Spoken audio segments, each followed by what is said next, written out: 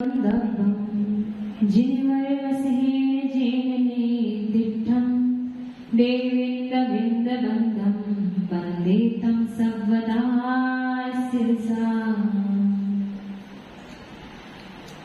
त्रैलोक पूज्य विश्वाराध्य पंच परमेश्वरी भगवान की आदि ब्रह्मा आदि तीर्थंकर ऋषभदेव आदिनाथ भगवान की विश्व वंदनीय वर्तमान जिन शासन नायक महावीर भगवान की परम पूज्य आचार्य श्री आदि सागर महावीर की विमल सरल समरी सब जी गुरुदेव की पूज्य गुरुदेव के चरणों में नमन। अध्यात्म में योगी मेरा तुमको नमन, अध्यात्म में योगी मेरा तुमको नमन, वात्सल्य के धनी हो तुमको नमन, जीवन के मुक्तिकारी तुमको नमन, मुक्ति के पथि के समाए हो नमन, तू ही मुझे पालनहारा अभिराम है, तू ही मुझे पालनहारा अभिराम है, सुंदर सागर गुरुवर तू महान है, सुंदर सागर गुरुवर तुम्हें प्रणाम है। रत्नधारी तपोधन श्रेष्ठ मम शिक्षा दीक्षा गुरु परम सभ्य आचार्य भगवान सुंदर सागर जी महाराज की 3 कम 9 करोड़ मुनिराजों की द्वादशाम जिनवाणी माता की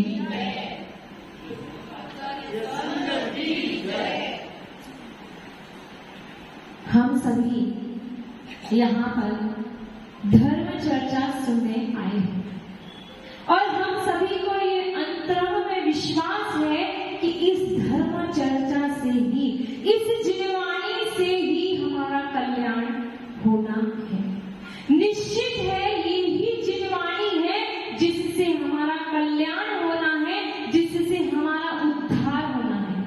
ये अंतरंग में श्रद्धा बैठी हुई है, ये अंतरंग में विश्वास है कि इसी से मेरा कल्याण होना है। फिर भी कर्म आड़े आ जाते हैं। कर्म ऐसे बलवान है जो हमारे ज्ञान दर्शन लक्षण में आड़े आ जाते हैं और हमें भटका देते हैं संसार की विषय भोगों में। जैसे कि राजेंद्र जी कल कह रहे थे कि बछड़ा होता है जब वो भ्रमण भूल जाता है, भीड़ में खो जाता है तो भी अपनी माँ को ढूंढ लेता है। वैसे ये कर्म जो है वो आपको ढूंढ लेते हैं, कर्ता को ढूंढ लेते हैं। बस ऐसे ही हम जानते हैं अंतरंग में ये जिनवाणी हमारा कल्याण करने वाली है, फिर भी हम विमुख हो जाते हैं। देखिए शास्त्र का चमत्कार, पूरा जंगल जल रहा है, पूरे जंगल के हर पशु पक्षी वृक्ष जल रहे हैं, लेकिन एक वृक्ष, बस एक वृक्ष है जो जल नहीं रहा है। वो किसके कारण? उस वृक्ष के कोटर में जिनवाणी रखी हुई है। उस वृक्ष के कोटर में जिनवाणी विराजमान है। उस जिनवाणी के विराजमान होने के कारण मात्र एक वृक्ष बच गया, बाकी सारे वृक्ष जल रहे हैं। इसका अर्थ ये है जब जिनवाणी के विराजमान होने से एक इंद्रिय वृक्ष की रक्षा हो सकती है, तो क्या अगर हमारे जीवन में जिनवाणी उतर जाए, हमारे जीवन में खुलित हो जाए, तो क्या हमारी रक्षा नहीं हो सकती? क्या हमारा जीवन नहीं बदल सकता? अवश्य ही बदल सकता है।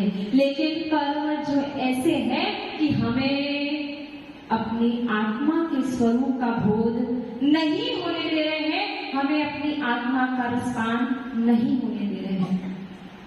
तो चर्चा कुछ दिन पहले चल रही थी आहार शुद्धि पे, कि आहार शुद्धि होगी तो मन शुद्धि होगी। तो उसी पर एक मुझे घटना याद आ रही है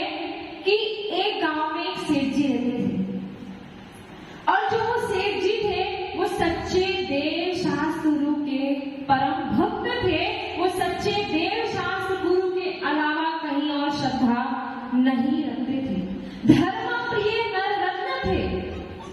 तो एक दिन वो सेठ जी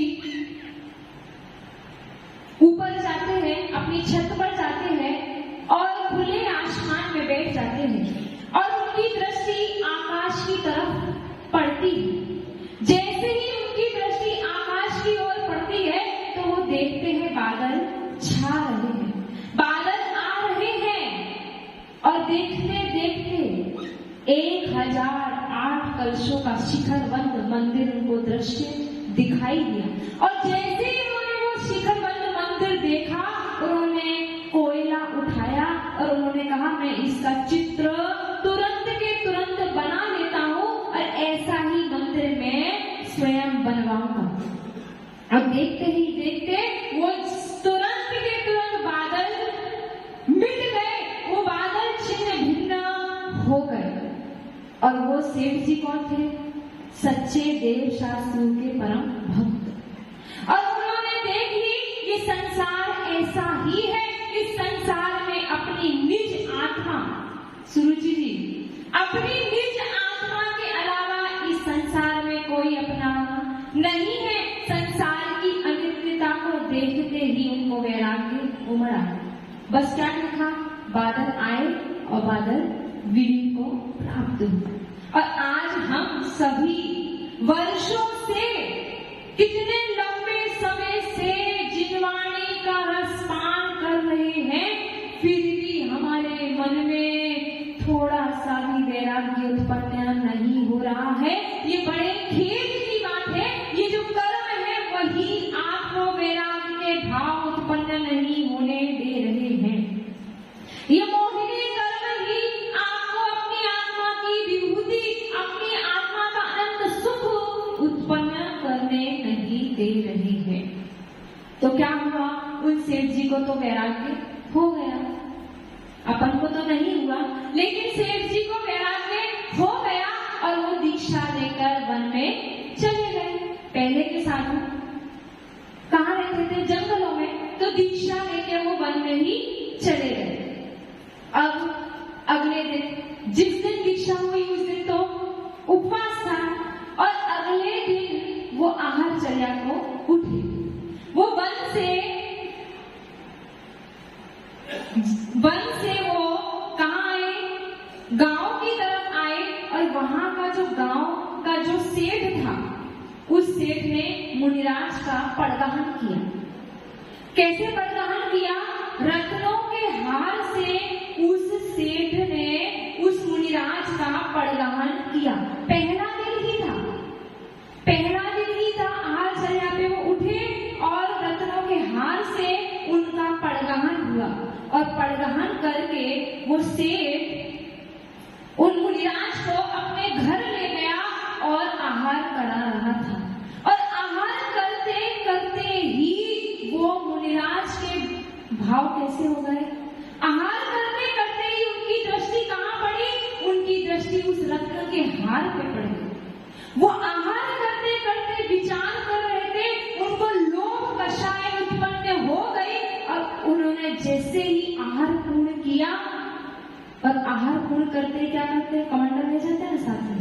तो कमंडल में उस हार को, उस रत्न के हार को उस मुनिराज ने प्रथम दिन ही उस हार को अपने कमंडल में डाल दिया और चले गए वन की ओर। अब हार पूर्ण हो गया, अब सारा चौका निपटा रहे थे तो सेठ जी को याद आया मेरा रत्न का हार कहाँ गया। वो अचंभित हो गया, यहाँ पर तो मुनिराज के अलावा कोई और आया ही नहीं है, मेरा हार कौन ले गया। चर्चा हुई सब जगह, फिर विचार किया मुनिराज तो चोरी करते नहीं है, उनका अचौर्य महाव्रत होता है, उनका त्याग होता है, किसी भी वस्तु को उसके मालिक के बिना उठाने का भी त्याग होता है। तो मुनिराज का तो त्याग है, उन्होंने तो चोरी की नहीं होगी ऐसा विचार कर रहा था। फिर भी उसने कहा मुनिराज के अलावा तो कोई और आया ही नहीं है। तो वो क्या हुआ? फिर वो जाता है वन की ओर मुनिराज की तलाशी करने, मतलब हमारे में भाव आ ही जाते हैं ना, आखिर में भाव आ ही जाते हैं। जब कोई नहीं आया तो मुनिराज ही आए हैं, तो शायद हो सकता है वो हमारा हार ले गए। तो जैसे ही वो जाता है मुनिराज के पास तलाशी के लिए, और उधर से जो मुनिराज थे जो हार करके गए थे, आहार जो करके गए थे, उनको पूरा वमन हो जाता है, उनको पूरी उल्टी हो जाती है, अन्न का एक एक कण निकल जाता है, और अन्न का एक एक कण निकल गया और उनके परिणामों में विशुद्धि आ गई, उनके परिणाम निर्मल हो गए, उनकी विशुद्धि बढ़ती ही गई। और वो विचार करने लगे, हो पापिष्ट, मैंने इतना बड़ा अपराध कैसे कर दिया? क्या मेरे घर में कमी थी? मेरे पास ही हर सुविधा थी, हर सामग्री थी, और आज मैंने पहले दिन हार करने गया और पहले दिन ही मैंने चोरी जैसा महापाप कर लिया। उनको ग्लानि हो गई, उनको गर्हा हो गई, उनको निंदा हो गई, और वो मुनिराज इतने परिणाम विशुद्धि हो गई कि वो वन से वापस लौटने लगे और उस गांव की तरफ आने लगे कि मैं इस हार को उस सेठ को देने जा रहा हूं। और वो सेठ को हार देने जा रहे थे और हार देने जा रहे थे, और उधर से वो सेठ आ रहा था। तो दोनों के बीच में मुलाकात हो गई। तो उस सेठ ने सबसे पहले मुनिराज के चरणों में वंदन किया, और फिर मुनिराज ने उस हार को स्वयं से दे दिया, ये लो, मैं तुम्हारा हार देने ही आ रहा था। अब मुनिराज ने पूछा, एक प्रश्न का उत्तर देना, एक प्रश्न का उत्तर दीजिए कि आप क्या काम करते हो, आपका धंधा क्या है? तो उस सेठ ने कहा, मुनिराज आपसे क्या छुपाऊं, साधु के पास तो सब आके बोलते थे, वहां झूठ नहीं चलता है। तो उसने बोला, सेठ ने बोला कि मुनिराज, मेरा धंधा रात के 12 बजे से सुबह के 4 बजे तक चलता है।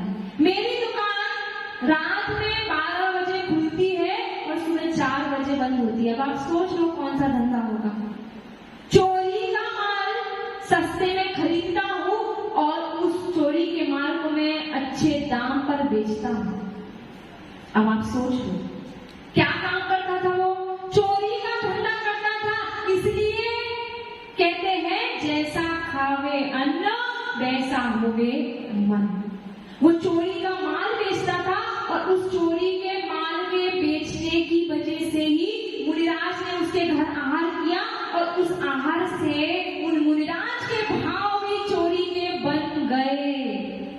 इसका अर्थ क्या निकल रहा है? अगर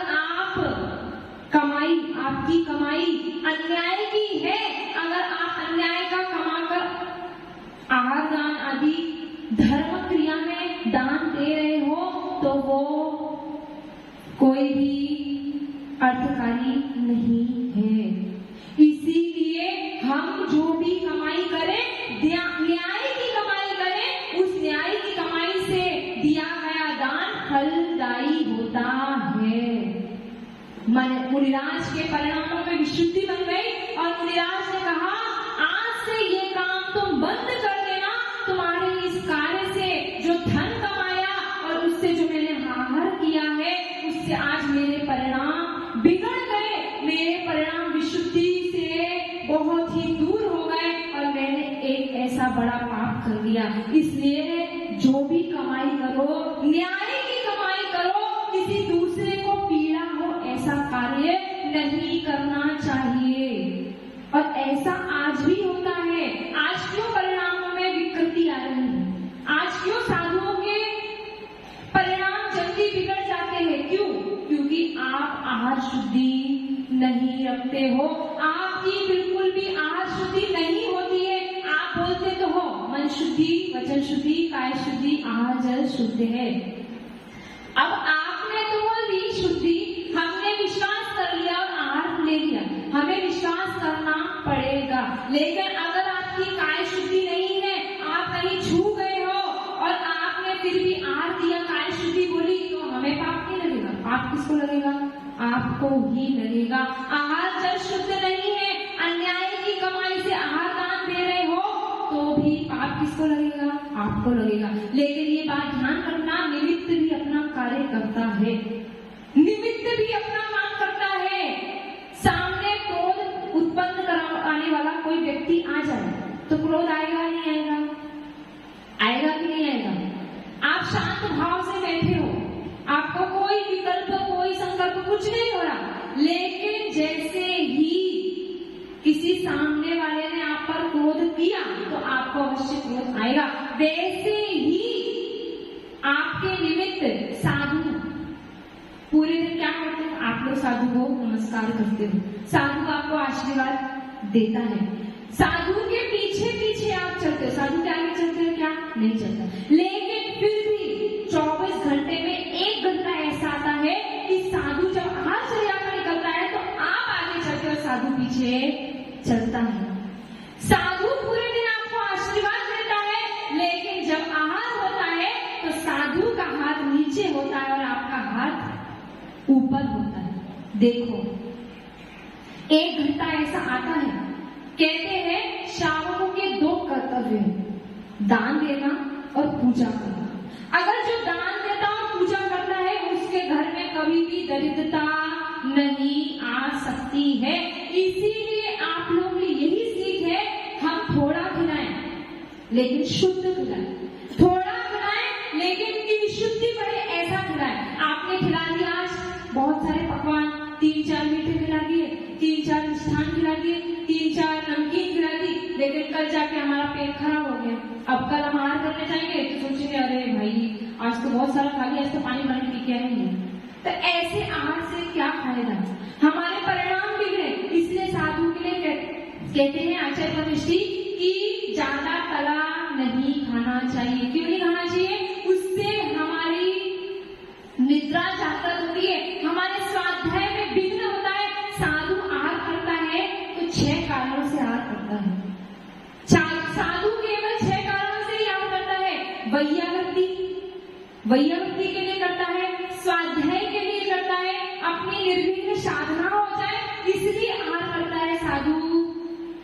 टेस्ट के लिए या अच्छे पकवान के लिए इसलिए आहार नहीं करता है। इसलिए आपका यही कर्तव्य होना चाहिए। अगर आपके निमित्त से साधु के परिणाम खराब हुए तो इससे बड़ा पाप कोई और नहीं हो सकता है। जब हम सामान्य तौर से ये कहते हैं कि हमारी वजह से किसी भी 1 इंद्रिय से लेकर 5 इंद्रिय तक के जीवों को पीड़ा ना हो, तो फिर ये साधु तो महातपस्वी है, ये साधु तो महान है। और इन साधु के अगर परिणाम आपके आहार दिए गए आहार से परिणाम विकृत होते हैं तो सोच लेना आप कितने अशुभ कर्म का बंध करोगे, और अशुभ कर्म का बंध करोगे तो निश्चित अपने आत्मा की उपलब्धि आप कभी नहीं कर पाओगे।